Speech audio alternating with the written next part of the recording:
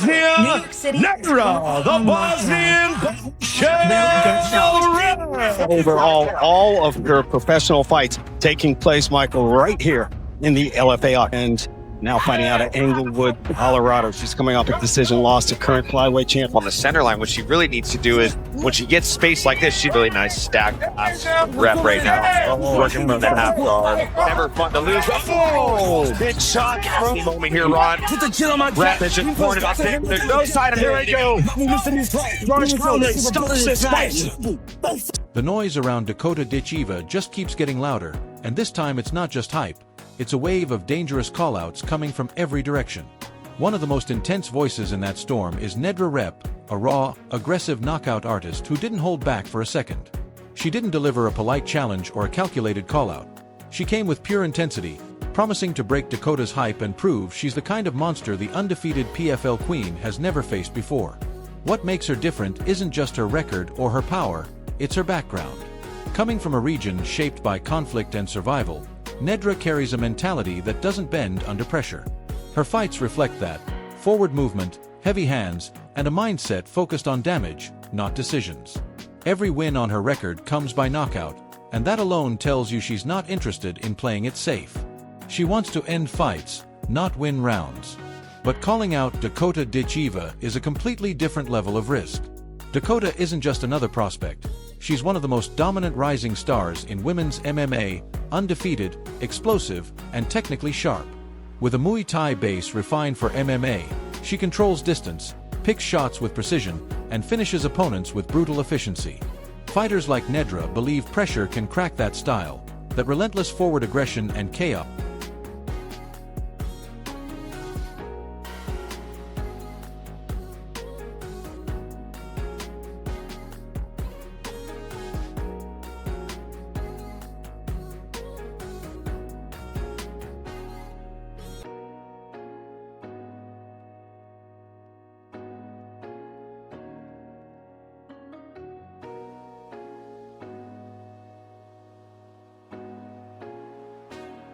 Can disrupt Dakota's rhythm.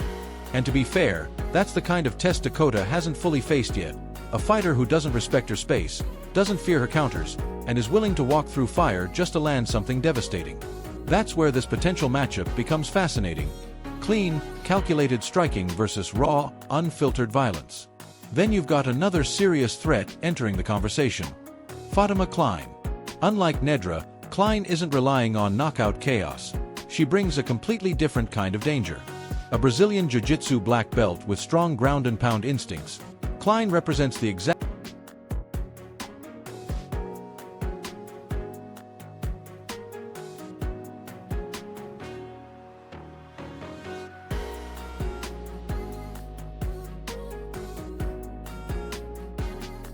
style that has historically troubled elite strikers.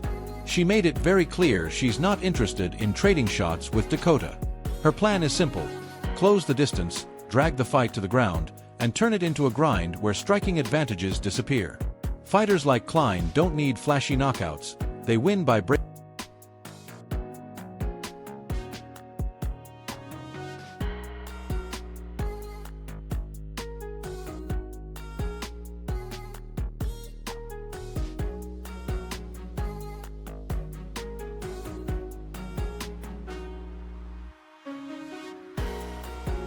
breaking rhythm, exhausting opponents, and capitalizing on small mistakes.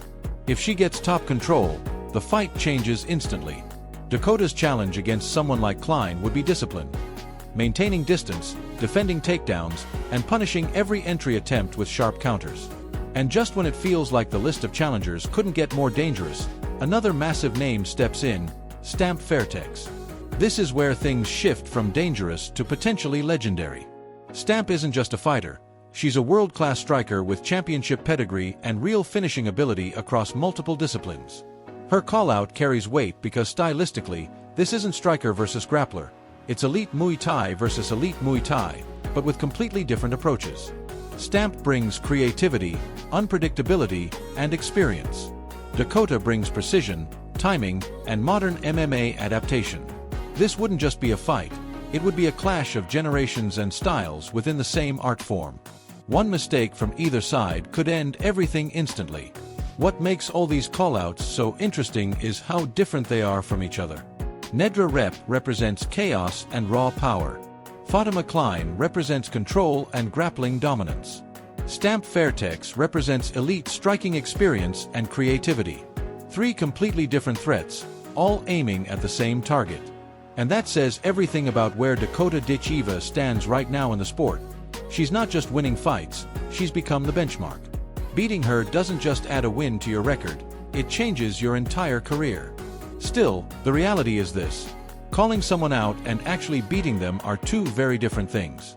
Dakota's undefeated record isn't an accident. It's built on discipline, fight IQ, and the ability to adapt under pressure. She doesn't panic, she doesn't rush, and she doesn't give opponents easy openings. That's why she's still at the top while everyone else is trying to figure her out. But the growing number of challengers, each with a unique and dangerous style, means one thing is inevitable. Sooner or later, she's going to face a fight where everything doesn't go according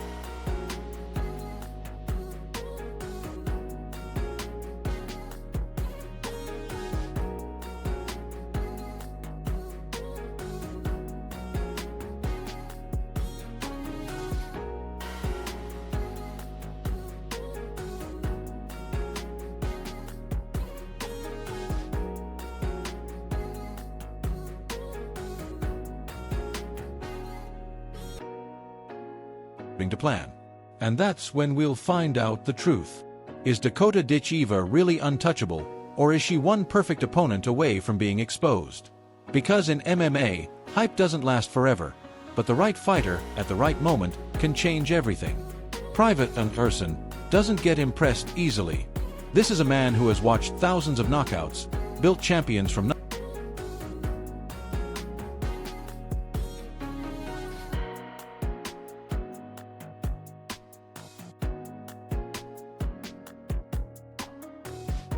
nothing, and dismissed more hype trains than most fans can even remember. So when someone like Private Person pauses, even for a second, you know something different just happened. And that's exactly what happened after Private Person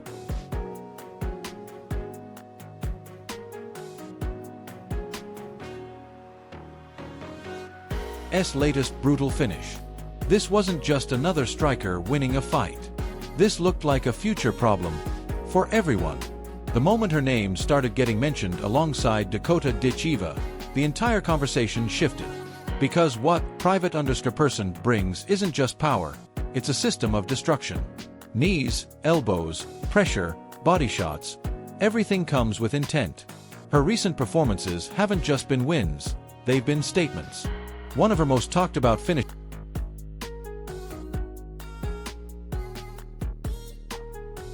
came against Natalia Diatkova at One Fight Night 22, where she didn't chase a flashy knockout.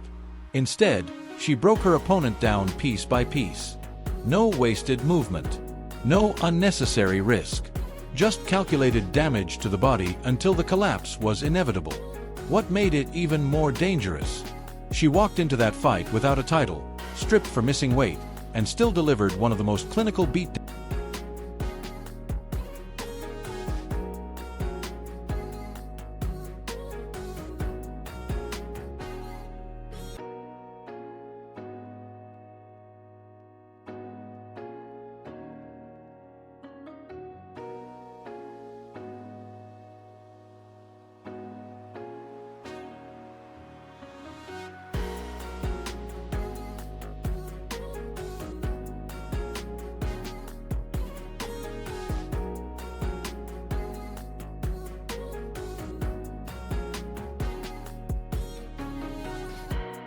of her career. That's not emotion. That's instinct. And that instinct didn't come overnight. Born in 2004 and raised in Thailand's fight culture, she didn't grow up learning combat sports casually. She lived them.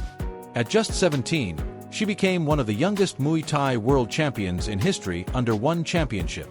Her nickname, the Hurricane, isn't branding, it's a warning.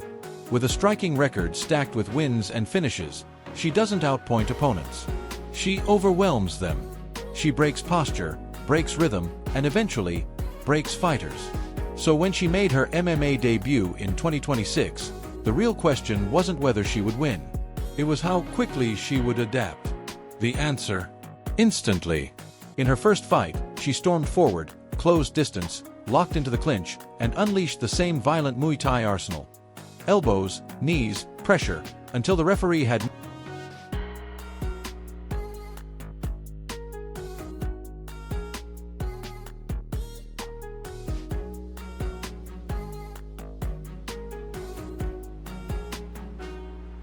no choice but to step in. No hesitation. No adjustment phase. Just domination under a new rule set. That's when insiders stopped smiling. Because this wasn't a striker learning MMA.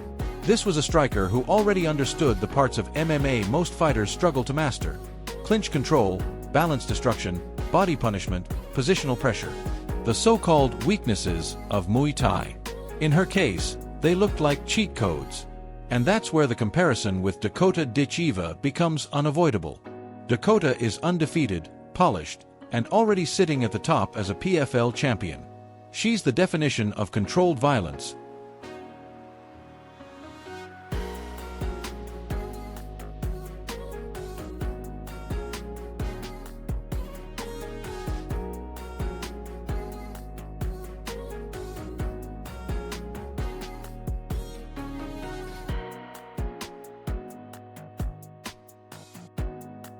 Precise, calculated, and patient. She doesn't rush finishes. She builds them. Her striking is surgical, her distance management elite, and her ability to break opponents mentally is just as dangerous as her physical power. In her recent fights, she hasn't just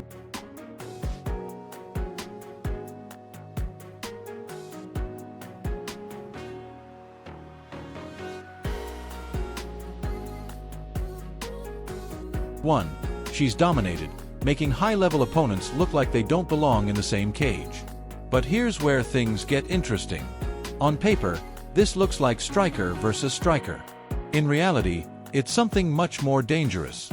It's sniper versus storm. Dakota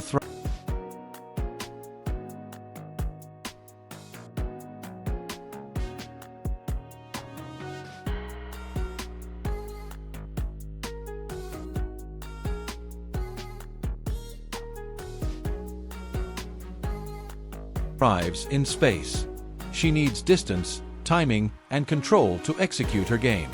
But private person, she removes space.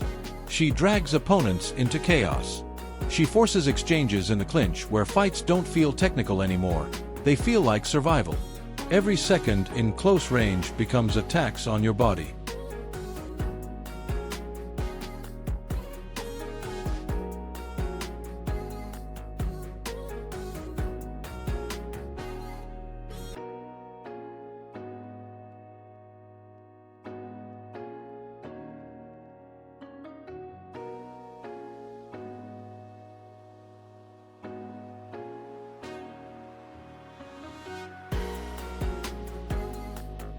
Every knee, every elbow chips away at your gas tank, your composure, your will. That stylistic clash is what makes this matchup terrifying. Because while Dakota is more proven in MMA, private person might be the kind of fighter who doesn't need years to catch up. Fighters like her don't wait for permission to take over divisions. They force their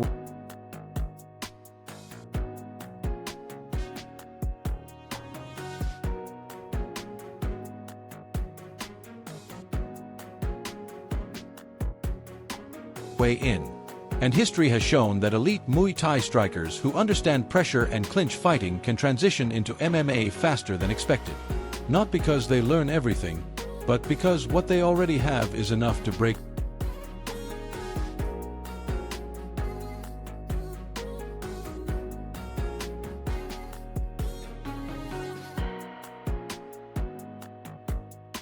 people early. Now add another layer to this chaos. It's not just one threat coming for Dakota, it's multiple. Fighters across divisions are starting to circle.